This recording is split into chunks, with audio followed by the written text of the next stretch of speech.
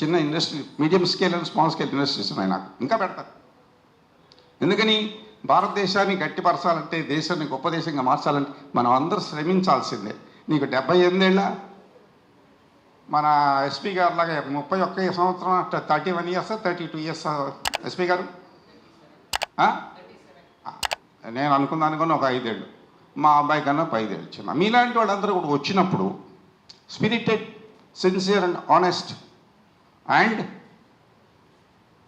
Face the situations, any situations అనే ధైర్యం ఉన్నవాళ్ళు ఉండాలి ఈ దేశానికి. వాళ్ళలో మీరు ఒకరు. వీళ్ళు కూడా మీకన్నా గొప్ప వాళ్ళగా తయారవుతారు.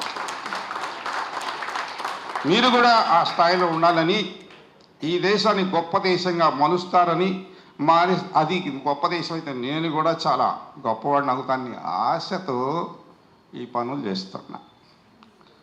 అందుకు ఇస్తుంది స్కాలర్షిప్. స్వార్థమే. మీ దేశం గొప్పది కావాలి, పక్క దేశం కాక్కర్లేదా, బంగ్లాదేశ్ కాక్కర్లేదు అని నాకు తెలియదు. నా భారతదేశం గొప్ప దేశంగా మార్చేటటువంటి సైన్యం ఇక్కడ ఉంది. ఈ సైన్యాన్ని అక్కడ 30 లక్షల మంది ప్రాణాలు ఇస్తున్నారు. టెర్రరిస్ట్ చేతిలో వారానికి 4-3 చనిపోతున్నారు.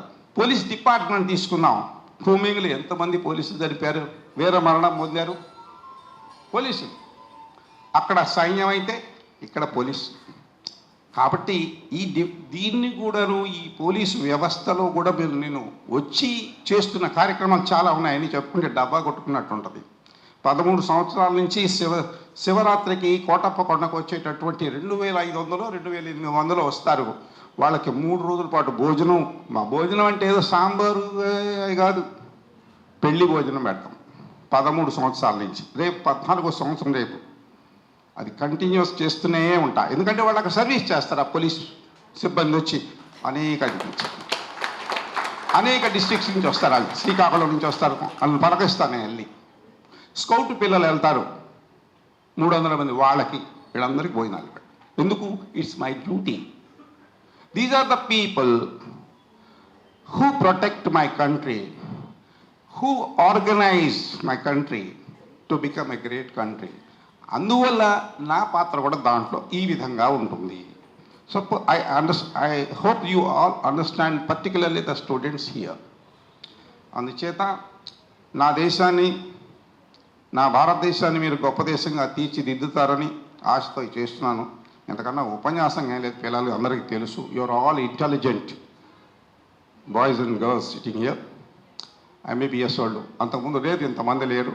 పూర్వం ఇప్పుడు నా చిన్నతనంలో అయితే పోలీస్ పిల్లల చదువుకోరు అని ఉండేది. ఇప్పుడు బ్రహ్మాండంగా చదువుకుంటూ మీకు, మీ తల్లిదండ్రులకి నేను అభినందనలు తెలియజేస్తూ,